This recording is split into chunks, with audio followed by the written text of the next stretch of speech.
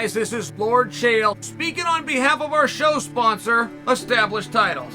Established Titles is a project based on a Scottish custom where landowners are referred to as lords and ladies. They allow you to buy as little as 1 square foot of dedicated land so you can officially call yourself a lord or a lady. Established Titles is not just about your ego. You also get to do some good. In addition to your new fancy title, Established Titles supports global charities like One Tree Planet and Trees for the Future to help with the afforestation effort. Your title pack gets you at least 1 square foot of dedicated land in a private estate in Scotland. Your certificate features a unique plot number where you can see the exact location of your land. And right now, Established Titles is holding 200 plots of land right next to mine. So come join me in the Bad Guy Inc. Kingdom. Getting this certificate even allows you to officially change your name to Lord or Lady. Put it on your credit card, put it on your plane tickets, or if you're so inclined, put it on your dating profile. Makes for a great last-minute gift, and there's even couples packs that come with adjoining plots of land. Established Titles is having a great limited-time sale. Go to establishedtitles.com/Chael to save 10% off today. Remember to use the promo code Chael, or just click on the link below. When does Conor's 6 months begin? Now, it got revealed to us that Conor removed himself from the USADA testing pool, which was very wise. It was very wise. I mean, I don't even know what Conor McGregor's up to, and I could tell you 5 different countries he's been in the last month, just from his Instagram alone. And you don't want to get hit on a whereabouts violation just because you're trying to do a job or you've got other commitments. It was very wise that Conor just said, hey, you know what? Just take me out for now. But to re-enter the pool, we're being told is 6 months. Now, I would dispute that right there. I don't have to be the guy that gets everything right. But if that was to be debated, if we were playing a game of MMA Jeopardy, I would quickly protest. I do not believe he has to wait 6 months, but then again, the rules do change since I was boned up on him, right? Okay. So, let's operate under the guise of 6 months. When do we start that clock? For all we know, guys, it's already started. I mean, just by example, for all we know, he's already on that clock. But let's say he's not. Who is Conor going to fight and where's he going to go? I mean, that really has changed a lot. There was a meaningful talk in 2 different directions for Conor McGregor. They both involve titles. That Conor's going to walk in against Oliveira. And none of us could really dismiss that. I mean, that's kind of an interesting match. Or Conor at 170 is going to walk in against Leon. We can't really dismiss that. That's an interesting match. That very much changes. Islam versus Conor isn't as interesting. And the same thing goes with Kamaru against Conor. It's not as interesting. You could make a really good case for the other 2 guys who rely on striking that they're going to have to trade with the guy that went a half hour against Mayweather. It was just interesting. And even if he wasn't going to fall into a title shot at either weight class, you could still dangle it. You could still have fun. There was still media around it. Now you're left with who's Conor going to come back against and why. It appears that Nate Diaz is gone.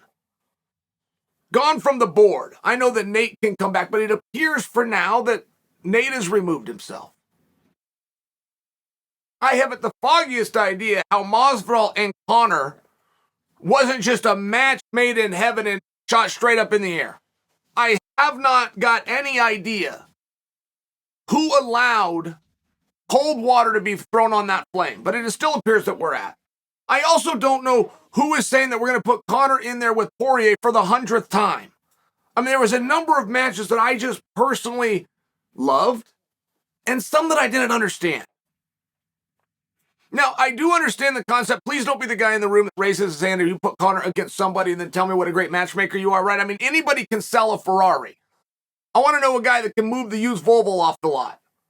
I get that Conor is a star and whoever he goes opposite, but I'd like to have a story there. I would like to have a reason.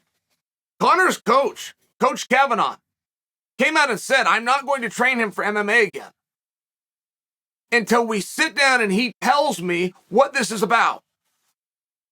He tells me what his drive is and what the purpose is. Now, that's an old quote by Coach Kavanaugh. Conor's already come back. Don't think you have to correct me. I realize that this was 2 years ago. But I still do find it interesting. I find myself in the same position as Coach Kavanaugh, even if that's an old thought, which is, hey, Conor, what is this about? It's not a cash grab. It's not an attention grab, or is it? It's very hard when you see yourself as something and then you're no longer that something. You feel as though you have to keep going. You feel as though that you have to keep driving in the same car down the same road, or you lose an identity. And a person will do anything to cling their identity. Anything. But is that what it's about? I think perhaps that's along the vein of the psychology that Coach Kavanaugh wanted to sit down and make sure he discussed with his pupil. And there's a number of fights that a while ago I could have told you for Conor, including the one with Dustin Poirier. It just looks as though Dustin's on a different trajectory. He and Chandler is meaningful, and then you're going to have a break, and those two are going to go bludgeon each other anyway. There's rumors that fight's going to be a 5-round contest instead of 3, which it should be. That's an argument for another day. It's just one of these things where those guys might need a period of time, and now you're just taking players off the board that could stand opposite Conor. And when do we start the clock? I don't know that it was ever cleared up by the piece between the writer that revealed this and USADA who confirmed it. I don't know that it was ever completely cleared up that Conor is still out of the pool. As of 14 days ago, Conor had not been tested in this calendar year. That's what got reported. But he could have very easily gone back in, and they just haven't got around to testing him. Or he could turn his paperwork in later today. And we start the clock and we've got 6 months. It just puts us in a little bit of a tough spot, right? Very fun to speculate what's next for Conor, particularly because he trolls us nonstop. He dangles everything from Frankie Edgar to Francis Ngannou. And people get hot bucket. Yeah, I want to see that. Let's do that. And then he throws water on that and starts it with somebody else. And somebody else thinks Red Candy Night is going to come around. And then we take that bait too. It's tough right now. It's very tough to speculate what's next for Conor. We need to know when that clock gets started. I think that we would also need to give a real good look at whoever's reporting that it's 6 months. They could have changed the rules in the last few years. I will just tell you, if you retired and you returned, it was 4 months. If you had never entered at all, it was 2, except for an extenuating circumstance.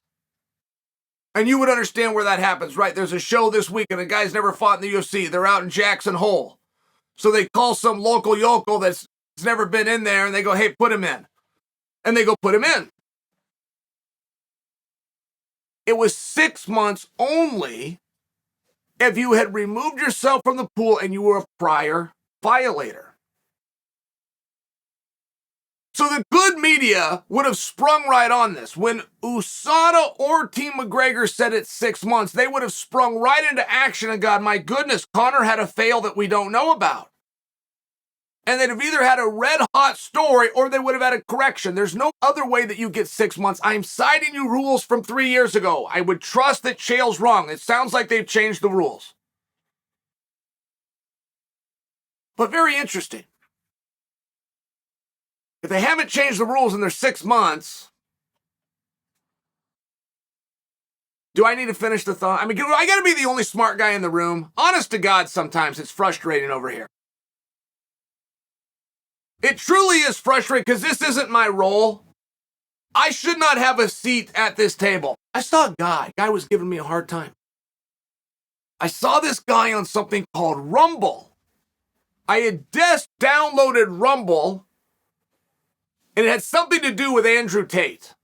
I downloaded the whole thing, Andrew Tate. I can't remember what he had said or why I ended up on Rumble, but I see this guy on Rumble, boom, there I am. This guy was doing a piece. He said, if Chael didn't have hot takes, his channel would not exist.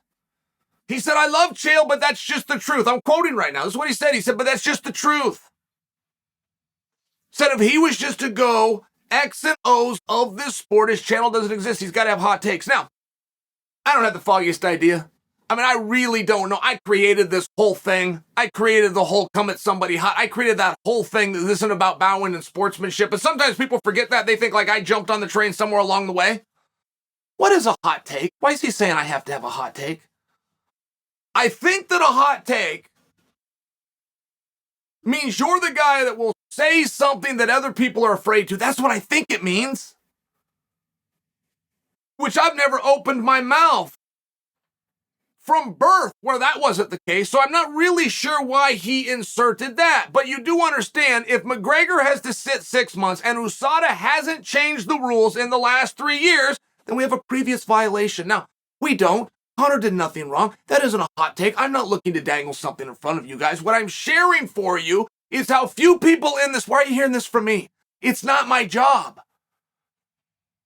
I am not media. I am not a journalist. And if the media and the journalists of this sport knew the rules, they would know what was just handed to them, even if it was on accident. Even if it was on accident, if they got the governing body, the United States Anti-Doping Agency, to come out and even misspeak and say we got it for 6 months, you just revealed that he had a fail, that would be red hot, but the people didn't know the rules, so they didn't think to contest it. There is nothing more interesting in all of this year's business than Charles Oliveira missing weight on a scale and being stripped of a title when the commission that oversaw it did not touch that belt in the least. There's nothing more interesting than that, but nobody's covered it because nobody knows the rules. I went to court against a commission 7 times. I was 24 years old. They have an endless budget of taxpayer dollars operated by the Attorney General's office. You know how many of those 7 times I beat that commission? I beat them all 7. Why? Because I knew the rules. It is being reported that Conor has to re-enter USADA for 6 months. He only has to re-enter USADA for 6 months if he had a violation. First off, that should be breaking news, but nobody thought to ask it because they don't know the damn rules. Or second, somebody misspoke. Why can't you do your job, media? Why didn't you know that? Why don't you know the rules? Why don't you know that a fighter, if he steps aside, does not have to be tested for 6 months without a private previous violation? Why do I have to do everything here?